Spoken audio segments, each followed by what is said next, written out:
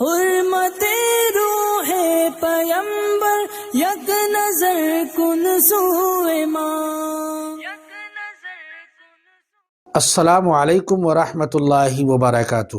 ایک نئے سال کی آمد ہے اور پوری دنیا اس نئے سال کی آمد کا جشن منانا چاہتی ہے اور لوگ اسی میں مگن ہیں.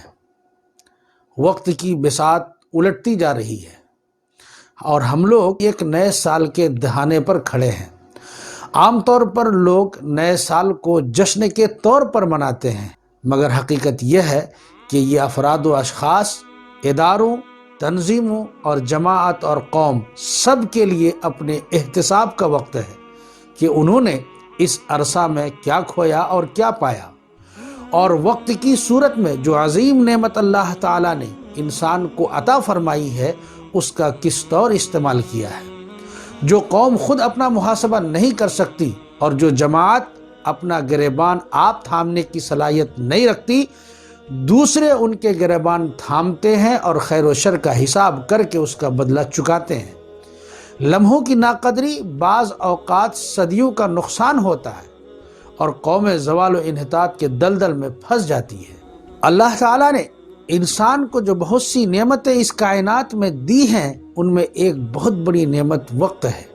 انسان سمجھتا ہے کہ اس کی عمر بڑھ رہی ہے، اس کے اوقات بڑھ رہے ہیں، لیکن در حقیقت عمر گھٹتی جاتی ہے اور ہر لمحہ وقت جیسا قیمتی اثاثہ اس کے ہاتھوں سے نکلتا جاتا ہے. کیا خوب کہا کسی نے، ہو رہی ہے عمر مثل برف کم، چپکے چپکے لمحہ لمحہ دم بدم، ایک پتا شجر عمر سے لو اور گرا، لوگ کہتے ہیں نیا سال مبارک ہو تمہیں.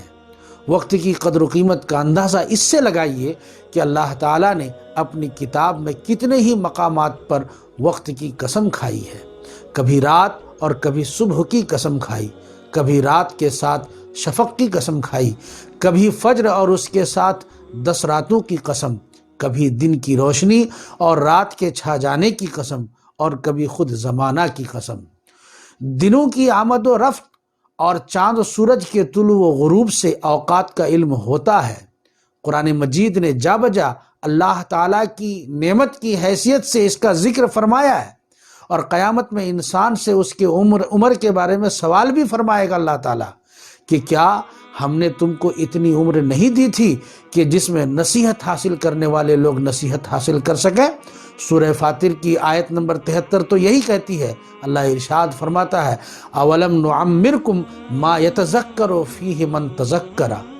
رسول اللہ صلی اللہ علیہ وسلم نے ارشاد فرمایا کہ قیامت کے دن آدمی سے اس کے بارے میں سوال کیا جائے گا کہ اس نے اپنی عمر کس کام میں گزاری، اپنی جوانی کو کس مقصد میں صرف کیا.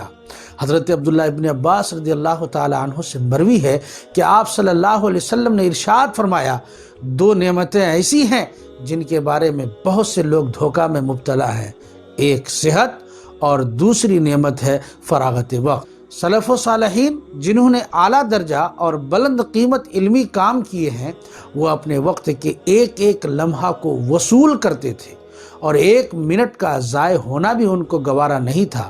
وہ آخر دم تک اپنے وقت کو مشغول رکھتے تھے. ہم لوگ جس نعمت کی ناقدری کرتے ہیں وہ وقت ہے، پیسہ نہیں. پیسہ تو وہ لوگ برباد کرتے ہیں جن کے پاس دولت ہوتی ہے، لیکن وقت پیسے والے، بے پیسے والے، علم والے، بے علم والے بھی ضائع کرتے ہیں. ایک بزرگ کو کسی نے دیکھا کہ وہ مستقل ستو پھانک کر گزارا کر رہے ہیں، تو کسی نے پوچھا کہ حضرت آپ روٹی کیوں نہیں کھاتے، ستو پھانکتے ہیں، روٹی کھائیے.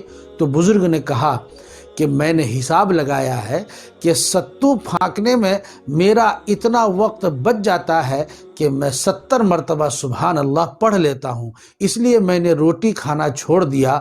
وقت کی قدر و قیمت اسے کہتے ہیں. امام بخاری اور امام مسلم کے استاذ محدث عبید بن یعیش کے بارے میں حافظ ذہبی نے نقل کیا ہے کہ 30 سال تک رات میں اپنے ہاتھ سے کھانا نہیں کھایا، بلکہ وقت کو ضائع ہونے نہیں دیتے، خود حدیث لکھنے میں مصروف رہتے اور بہن منہ میں لقمہ دیتی تھی۔ احمد بن یحییٰ شیبانی جو عربی لغت، ادب، گرامر اور قرأت وغیرہ کے بڑے نامی گرامی آدمی تھے اور ثعلب کے نام سے مشہور تھے، ان کا حال یہ تھا کہ اگر دعوت دی جاتی انہیں تو دائی سے کہتے کہ کھانے کے وقت ان کے لیے چمڑے کے تکیہ کی مقدار جگہ خالی رکھی جائے جس میں وہ کتاب رکھ کر مطالعہ کریں۔ امام ثعلب کا معمول تھا کہ راستہ چلتے بھی ہاتھ میں کتاب رہتی اور مطالعہ کرتے جاتے، چنانچہ اسی طرح چل رہے تھے کہ گھوڑے نے ٹکر دی، گر پڑے اور ایسی چوٹ آئی کہ دوسرے دن ہی وفات ہو گئی۔ دوستو، اسی کا نتیجہ ہے کہ اسلام کی ابتدائی دور میں اہل علم نے اتنا عظیم تصنیفی و تالیفی کام انجام دیا ہے کہ سن کر اور پڑھ کر حیرت ہوتی ہے، اور آج ان کتابوں کو ایک شخص کا پڑھ لینا بھی دشوار ہے۔ ابن جوزی تاریخ اسلام کے بڑے مصنفین میں ہیں۔ وہ ان لوگوں کو بہت ناپسند کرتے تھے جو چاہتے کہ ان کے پاس ملاقاتیوں اور ہم نشینوں کی بھیڑ لگی رہے، خود بھی بے مقصد آنے والوں سے بہت نالا رہتے اور مجبوراً جن لوگوں سے ملاقات کرنی ہوتی ان سے ملاقات کے اوقات کو اسی طرح استعمال کرتے تھے کہ اس وقت حسب ضرورت کاغذ کاٹے جاتے، قلم تراش لیتے اور لکھے ہوئے اوراق باندھ لیتے۔ اس کا نتیجہ یہ تھا کہ بقول حافظ ابن رجب شاید ہی کوئی فن جس میں ابن جوزی کی کوئی کتاب نہ ہو۔ ابن جوزی کی تصنیفات 500 سے اوپر ہیں اور ان میں سے بعض 20 جلدوں اور بعض 10 جلدوں پر مشتمل ہیں۔ ابن جوزی کے بارے میں نقل کیا گیا ہے کہ انہوں نے جن قلموں سے حدیثیں تحریر کی تھی ان کے ڈھیر سارے تراشے جمع ہو گئے تھے، اور انہوں نے وصیت فرمائی تھی کہ میرے مرنے کے بعد میرے غسل کا پانی اسی سے گرم کیا جائے، چنانچہ پانی گرم کرنے کے بعد بھی قلم کے تراشے بچے رہے۔ جو لوگ وقت کو سستی اور بے قیمت شے سمجھتے ہیں اور اس کی قدر دانی نہیں کرتے، وہ زندگی میں کوئی بڑا کام نہیں کر سکتے۔ اسلام نے وقت کی اہمیت ظاہر کرنے کے لیے تمام عبادات کو وقت سے جوڑ رکھا ہے۔ نمازوں کے اوقات مقرر ہیں، روزہ متعین وقت سے شروع ہوتا ہے اور متعین وقت پر ختم ہوتا ہے، حج کے افعال بھی متعین ایام و اوقات میں انجام دیے جاتے ہیں، قربانی کے دن بھی متعین ہیں، وہ قربانی متعین دنوں میں ہوتی ہے، زکوٰۃ میں بھی مال پر 1 سال گزرنے کا وقت مقرر کیا گیا ہے، اور شریعت میں کتنے ہی احکام ہیں جو وقت سے مربوط ہیں۔ لیکن افسوس کہ یہ امت اپنے وقت کو جس قدر ضائع کرتی ہے اور اس کو جتنا بے قیمت سمجھتی ہے، شاید ہی اس کی کوئی مثال مل سکے۔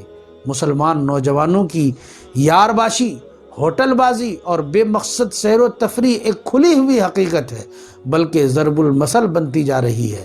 شادی، بیاہ وغیرہ کے تقریبات میں جس بے دردی اور بے رحمی کے ساتھ اوقات ضائع کیے جاتے ہیں، یہاں تک کہ دینی جلسوں اور اجتماعات میں بھی اوقات کی پابندی کے معاملہ میں جو بے احتیاطی روا رکھی جاتی ہے، وہ کس قدر افسوسناک ہے۔ آئیے نئے سال کا استقبال کرتے ہوئے ہم عزم مصمم کریں کہ وقت کی پوری قدردانی کریں گے اور اپنے ایک ایک لمحہ کو ضائع ہونے سے بچائیں گے۔ اگر ہم سب اس کا عزم کریں اور اپنے آپ کو اس پر قائم رکھیں تو کون ہے جو اس امت مرحومہ کی سربلندی کو روک سکے۔ السلام علیکم ورحمۃ اللہ وبرکاتہ۔